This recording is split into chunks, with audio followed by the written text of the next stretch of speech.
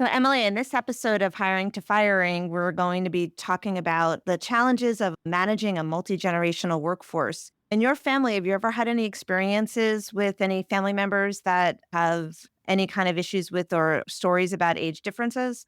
It's a great question. My mom went back to work and joined a tech startup part-time a few years ago and found herself in the situation where she was being managed or supervised by people who were a lot younger than her, right, or in different generations than she was. And she came home and was able to tell us all the cool slang and all the memes, even that we were missing, from her coworkers. But at the same time, she was kind of the workplace mom and was able to give lots of advice and especially was able to give lots of coaching on in-person interactions to some of her teammates who were maybe a little bit less inclined to do that and would prefer to handle text. Her having that experience has also mirrored what I've seen my clients go through. I've had more and more clients talk to me about the challenges and the benefits of having such a wide variety of ages and generations in the workforce. Listen into this episode. We're going to have a really good conversation about some of the things that HR managers are dealing with and some good best practices for them to be thinking about in our new normal, where we've got the gamut of ages all together in the same workplace.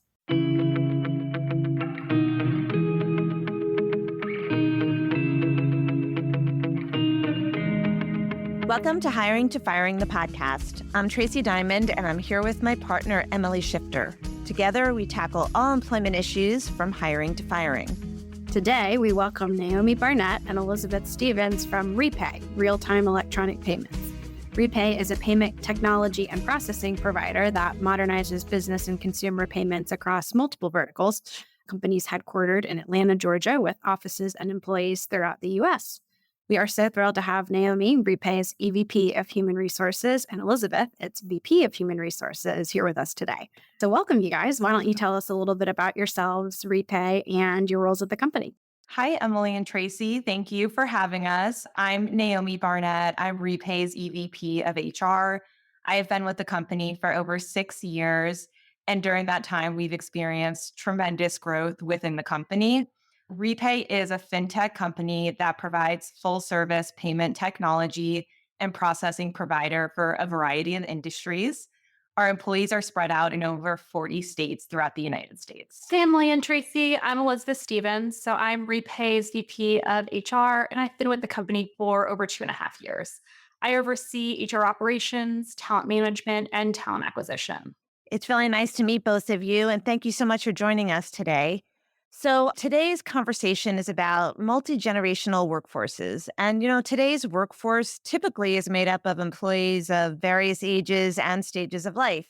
For the first time ever, in fact, employers may have employees from at least 4 different generations all working together at the same time.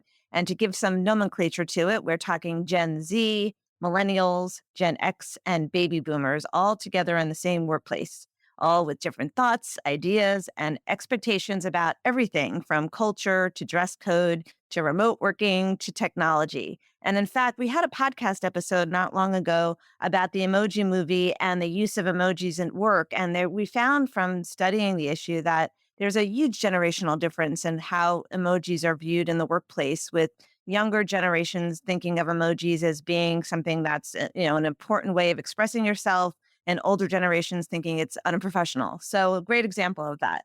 And today we thought it would be a good time for a discussion about managing these generational divides in the workplace. For today's topic, we chose The Intern, the 2015 movie starring Robert De Niro as a 70-year-old widower taking the chance to jump back into the workforce to become a senior intern at an online fashion site with Anne Hathaway, who plays his much younger boss and founder of the website. Let's listen to our first clip. Hey, I need you for 2 minutes uninterrupted. Okay. Remember a few weeks ago we talked about the senior intern program? No. Really? We had a whole big conversation about it. We did? Okay, remind me, seniors in high school or college? No. Seniors in life, older people. Hold on, what? I told you I felt like we needed to do an outreach program. You definitely seem to be liking the idea, so I set it in motion. It's gonna be great. Hold, please. You're hiring senior citizen interns? There's been a ton of research on this, and the results are actually incredible. I mean, imagine having an intern with a lifetime of experience as opposed to somebody who spent the last 4 years of their life playing beer pong. So first, we want to focus on the comment in the clip about interns playing beer pong for 4 years when they were in college. In today's world, I think it's Gen Z who we tend to hear the most about. But I remember not that long ago when I joined the workforce, it was millennials like me who got the bad rap. And of course, sometimes the younger generations are just as critical or vocal, maybe, on their opinions, the generations that preceded them. And so obviously, this can create quite the tension in the workforce. But as Anne Hathaway's character ultimately learns to see the light on in the movie, there's a lot of value to be had from taking advantage of the different abilities that members from each generation might bring to the table. So we wanted to talk a little bit about some of the best practices for respecting the strengths and preferences of a variety of different generations in the workforce. And I know REPAY has kind of all of those generations represented across the board. So I know you two are well versed in this topic. So let's talk about some of the challenges of having a variety of generations in the workplace. Let's start with you, Naomi. Are there different expectations and requirements, especially as more baby boomers move toward retirement and younger generations move up the ladder? And does this create tensions between members of different generations as they interact with each other? Yeah, for sure. We definitely realize that each generation brings different perspectives to the workplace. And I think it's dependent on where they're at in their careers and their personal lives. So, for example, baby boomers are known to have a traditional approach when it comes to things like loyalty. With throughout their career, they, have only been at a few companies, whereas millennials and Gen Zs see that differently. They prioritize things more like work-life balance, flexibility, and really having like an impact on their work. So it's important that companies realize this difference. And personally, I like to think of this more as a strength for a company. If you lean into these differences, you can really play off of each generation's strength and lean into like what is important to them depending on where they're at in their personal lives and careers. So, what's a good example of that? That's really an interesting idea of playing to the strengths of each generation. Do you have any examples? Yeah, so like I said, millennials and Gen Zs, they tend to really thrive when they realize the work they're doing has a purpose and impact. And so making sure they understand that what they do every day impacts the big picture and what we're doing as a company and what we're trying to, solve in our workplace can really help motivate them. Whereas, the older generation might find recognition in different ways more motivating. And so just figuring out what works for, you can look at it generationally, but really the individual and like what motivates them the best is the best approach, in my opinion. Yeah, I think it's so interesting when you have sort of the older generation supervising the younger generation. And so the older generation may not realize that that's what's really motivating the younger generation. And I've seen that sort of stereotype of, just get to work. Like, why are you asking so many questions? Why do you need to know the bigger picture? Like, can't you just get the job done? And then the younger generation being very frustrated by not being able to see the whole picture. So I think training could be a really important component of that. Yeah, you also see like the younger generation managing the older generation, which can be another, challenge and training opportunity to make sure everybody understands the different perspective and why the setup is that way. This movie is a good example of that, right? Yeah, exactly. How about you, Elizabeth? Is there a danger of stereotyping or assuming people in a certain generation are all the same?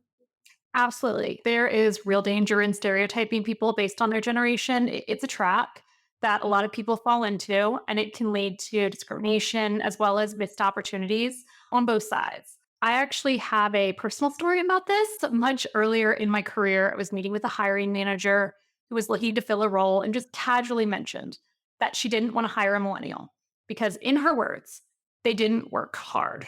It was a blanket statement, and the irony was that she didn't realize I'm a millennial. She continued to talk through what she needed and how she wanted someone who would work really long hours and just get things done. At the end of the meeting, she told me she wanted to use my personality and work ethic as an example, which was kind of funny because she just told me she didn't want to hire me. So at the end of this experience, like I really learned personally that there is real danger in any kind of generational assumption. No generation holds a monopoly over certain work ethics or values. People are individuals. And as Naomi was saying, each person brings their own unique experiences. and their strengths to the table. And if we allow those stereotypes to guide our decision making, we really miss out on talented people simply because we have these preconceived notions. Yeah, it's an interesting point, kind of to your point, Naomi, of using it as a strength. I would imagine, especially as employers are competing for talent and people are less and less loyal, that having stereotypes and deciding, I don't like this particular candidate because I think they're going to be a certain way could really hurt you in the workplace or in competing for talent, for sure. Yeah, they miss out on real talent opportunities. I wonder how much unconscious bias comes into play where recruiters are doing that, making assumptions without even realizing it based on just, how they're interacting with the folks. And I guess what do you do to combat that? It's so hard when it's unconscious to begin with. Unconscious bias training. I think that, as well as using examples like this, I actually use this example when I'm training my own team, and they're all shocked and a little bit horrified by that. But I think it sticks in their minds. They're like, oh, I don't want to do this. And that just helps make the next generation of workers more aware of what they're looking for. Yeah, I know. We do a few things on the front end. I believe our recruiters during the first interview don't use video, and it's to combat all types of unconscious bias, including age and generational. But it helps us, really get to know the person without making some unconscious bias. Yeah, that's a great idea. And it's sort of the opposite of what we're starting to see with AI coming into the recruiting efforts. My daughter is actually looking for a job right now and just had her first sort of AI generated video interview. So she didn't even actually interact with a person. And so I kind of wonder, what are they scrubbing out of that interview before it gets to be seen by a human being? I think that, on a broader note, that'll be something that companies really have to watch out for, that if they're using AI in their recruiting process, that the AI itself isn't unintentionally showing a bias and taking away potential candidates based on their age. Wow, that's interesting. That should be a topic for a next podcast for you all. Noted. Well, I know you guys are familiar because you've got a lot of folks working remotely, and I know you have some in person as well. And I'm curious if you've seen different impacts or different reactions by different generations pre and post COVID, and kind of in this new normal of remote work, hybrid work, in person work, depending on different generations. Yeah, for sure. We have seen a variety of responses from our employees post pandemic and as we initiate return to office and different initiatives. And so I do think it can be grouped into generations and really where people are at in their personal lives and careers. For example, as we've initiated return to office on a hybrid basis, a lot of our millennials, let's group it there, are at the age where in their personal lives they have either young children or families at home. And so they are really prioritizing the flexibility and ability to work remotely so they can balance, their personal responsibilities along with their work responsibilities. Whereas some of the younger generation, like Gen Z, they have really leaned into coming into an office. It's interesting. I think a lot of them were in college and had their internships or early work experience totally remote. They graduated during the pandemic. And so now that they have the ability to come into an office, they're leaning into that and really see the value of it. So it's really dependent on where people are at in their careers and their personal lives and the reactions that we're seeing. It's very interesting. Well, first of all, I think it would be helpful to put a little sort of definitions around this. But when we're talking Gen Z, my understanding is that that's in the sort of 1997 to 2012 sort of age range. And I originally had heard that Gen Z really wants all remote, but I'm starting to hear that now that companies are going back to the office, that they're actually liking it better being in the office, and they're realizing they didn't really know what they were missing before. And now that they're back in, they're sort of seeing that it's actually much more socialized and interesting, and it's a better use of their day to be interacting with people. So interesting that you're seeing that too. Yeah, I think there's an assumption that because Gen Z is into technology and utilizing it to be more efficient, that they would prefer to work remotely using technology. But that's right. We're seeing the opposite, and that they really are craving those in-person interactions. And I think they see the value in learning from the older generations and the people who have been in the workplace for longer and are seeing the benefits that, this can really benefit their career long term by being in front of people instead of remote. whereas people who've been in the workforce for longer feel more established and may not feel the benefit of that as much. What are you seeing in terms of post-COVID with, I know you said millennials really want to have that work-life balance and be able to be home at least part of the week. What about Generation X, which is the 1965 to 1980, and then the baby boomers are the 1946 to 1964? Are you seeing a breakdown there with who wants to come back to the office and who doesn't? I think it's a little less prominent. They're maybe less noisy as opposed to millennials and Gen Z when it comes to this topic. Or any topic, right? I think they don't have as much of a problem coming in. Elizabeth, do you have a different perspective on that? No, I agree. I think they actually prefer it to come in. Those were the groups that we were kind of seeing come in anyhow or pushing for it. I think, that's the group that really was comfortable and most of their career was 100% in office. So I think for them, it's just more of what is normal versus like millennials who got very comfortable with working from home during the pandemic and like Naomi said, being able to like balance their families. And then same with Gen Z, where they're learning that this can be a really good thing for their career. So how do you balance that when you've got, more and more millennials reaching those management positions who don't necessarily want to be in the office, but then they've got new hires on their team and maybe their superiors who do want to be in the office? Kind of a struggle for all employers, but what are your thoughts on how to balance that? I think leaning into that, being able to impact and have change. I know like from what we did is we had our CEO talk to a lot of our leaders and talk to why this was important and how this would help them and really give them that why and how they would have an impact by being able to be the examples. And I think that was really, really meaningful. We take all of that into consideration when we make a company-wide policy. As you said, we have 4 generations in our company, but we can't make different policies.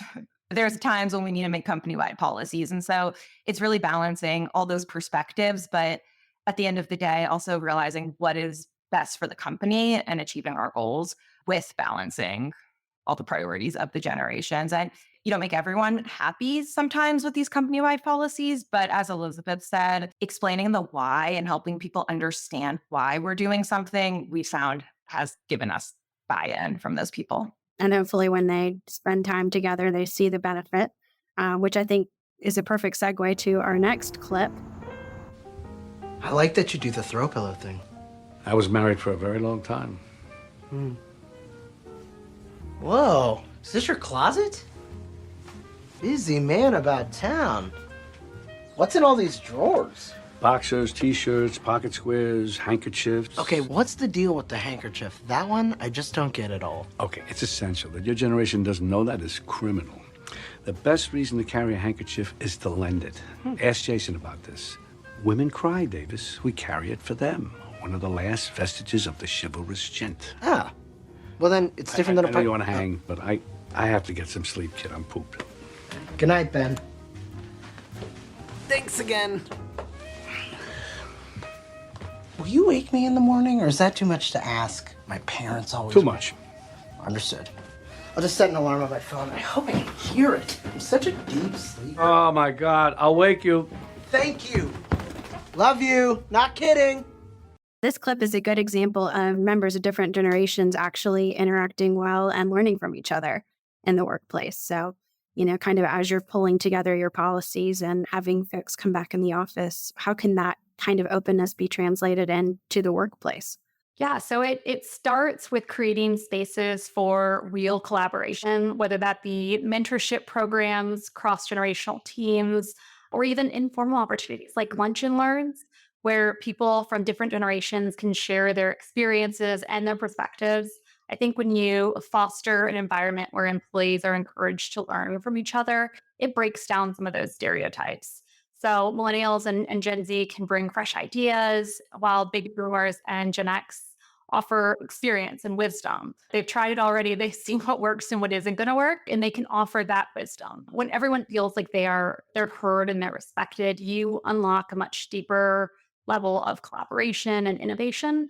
So it's really about just creating a culture that values both what's new and what's tried and true, encouraging that curiosity and openness from everyone. Do you think that employers should address these generational gaps proactively or wait until issues arise? Well, I tend to always think it's wise to address issues proactively instead of waiting to react, just as a general of thing. But I think it really starts with understanding. And as we've mentioned, I think companies should focus on understanding individuals instead of the generational stereotypes. So when we understand expectations, preferences, and strengths of an individual, you can then figure out how to address the gaps that may exist.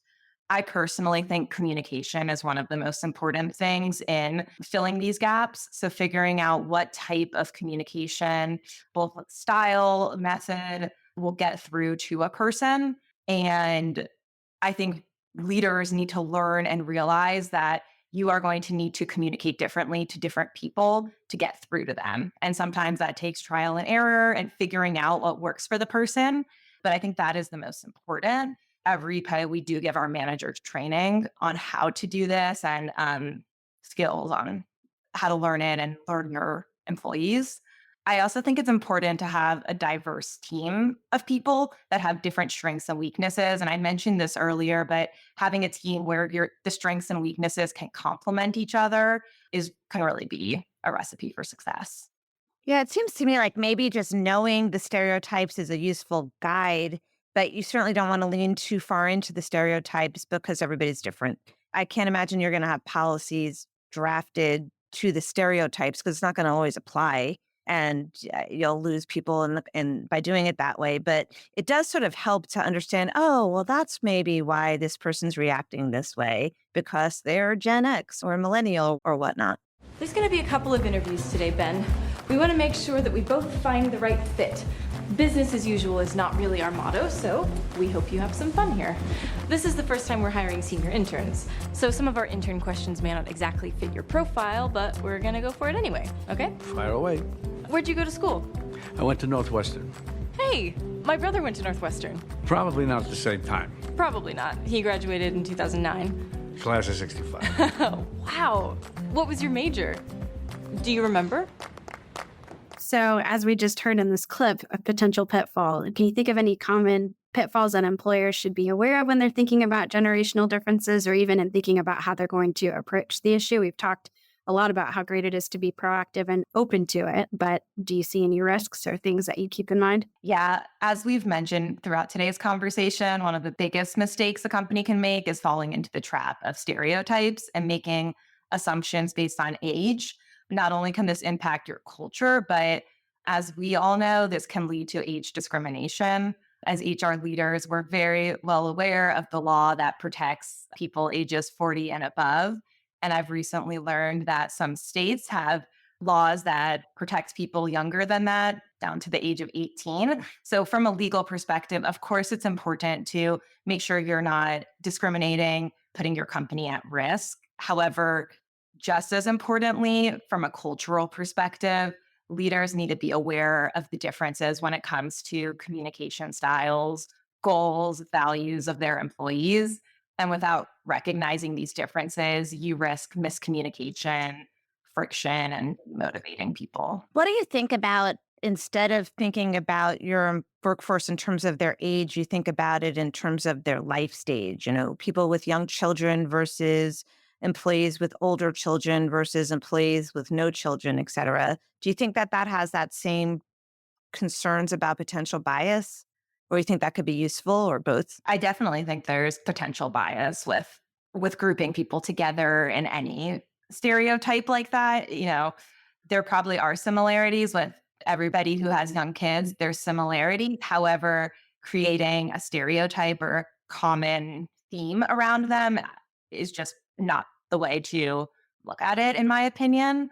But to your point earlier, I do think, grouping people together can help as a guide to give you an idea of why things are the way they are, and then look at them individually would probably be my approach. That certainly makes sense. I love the idea of training on, how do I reach this employee or this person and having managers be attuned to that because not only is that helpful, to your point, from a business perspective of making sure that the job gets done well. But it also, I think, does a good job of kind of sidestepping some of the potential concerns with we're targeting you because you're in a particular group, or I'm assuming something about you because of, the generation that you are or that I think you are. So it's interesting to hear you say that you have training on that particular topic. Do you find that comes naturally to managers, or is that something that they kind of walk away and say, wow, I'd never thought of that before? So we do it based off of like motivators. Part of our training is around engagement and what motivates employees. And we talked through a lot of different types of motivators, whether that be people who really like praise or they really want the spotlight or whatever it might be, and how to engage with those types of individuals. So it's looking more like the individual. Do generations tend to sometimes fall within those motivators? Yes, they do. But the way we train managers is more to look for those personality types and then manage to that type. Almost like a love language, except for But I love that. Which has its own issues. So sorry to talk about love It's a language. different topic. Different podcast, yeah. So, I guess in terms of our final question, how do you ensure that each employee feels heard no matter what their generation is, no matter if they align to a stereotype or not? How do you treat each of your individual? And maybe the answer is you just treat your employees as individuals. But, there are other things that we haven't spoken about yet that you think are important for employers to consider when managing a multi-generational workforce? Yeah, I think it starts with culture. I think when employees feel comfortable speaking with their managers and company leadership, you'll find that issues get addressed quicker and employees are happier and more productive. And overall, it's just a better environment when there's that transparency and open door communication. At REPAY, we believe that this starts at the top. So you'll see up to our CEO and executives all have an open door approach. Our executives make a intentional effort to interact with all employees at all levels. And this really helps, open the lines of communication and help people feel more comfortable going to your leaders and talking about things that are going on. Another example of something REPAY does to help this culture is during the pandemic, our CEO started these monthly coffee chats with the CEO. And they started as a way for our CEO to meet our new hires during their first month of starting here. Before the pandemic, he used to travel to our offices to meet everybody in person. However, that halted very quickly with the pandemic. We started doing them over video. And while, our CEO enjoys them getting to meet our people, it quickly turned into a way for our new hires to learn our culture and the way that we communicate and how there's truly an open door policy starting at the top. And so that's been really good for our culture and helping our new hires understand it quickly when they're first starting.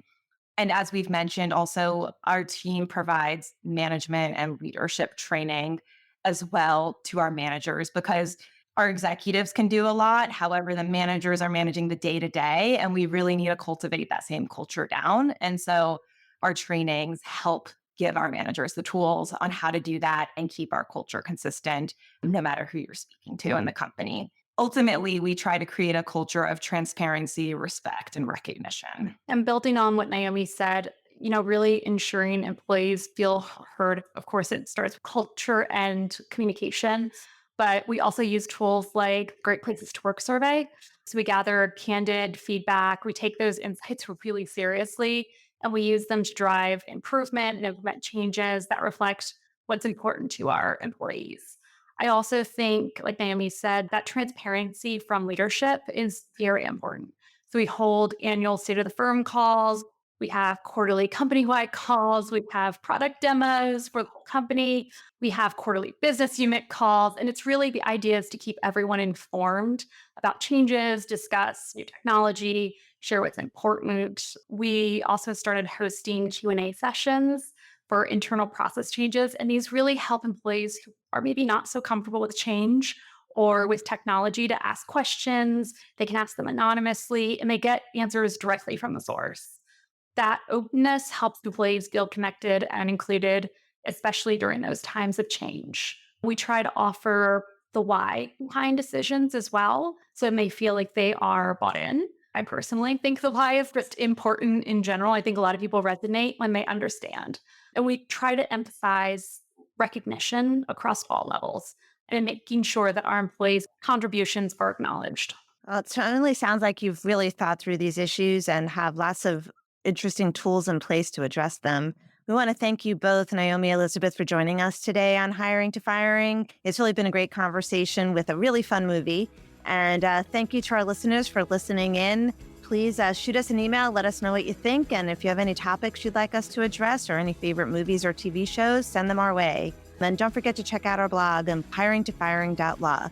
And you can get our podcast wherever you get your podcasts. Thanks so much.